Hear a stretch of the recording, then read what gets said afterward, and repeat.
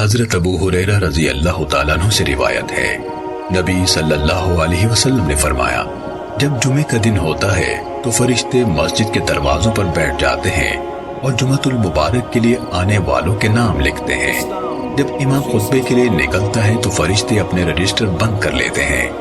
راوی حدیث حضرت ابو ہریرہ رضی اللہ تعالیٰ عنہ بیان کرتے ہیں کہ پھر رسول اللہ صلی اللہ علیہ وسلم نے فرمایا، جمعے کے لیے سب سے پہلے آنے والا کعبے کی طرف قربانی کے لیے اونٹ بھیجنے والے کی طرح ہے،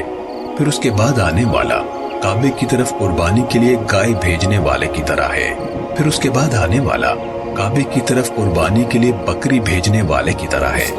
پھر اس کے بعد آنے والا کعبے کی طرف قربانی کے لیے بطخ بھیجنے والے کی طرح ہے، پھر اس کے بعد آنے والا کعبے کی طرف قربانی کے لیے مرغی بھیجنے والے کی طرح ہے، پھر اس کے بعد آنے والا کعبے کی طرف قربانی کے لیے انڈا بھیجنے والے کی طرح ہے۔ سنن نسائی حدیث نمبر 1386۔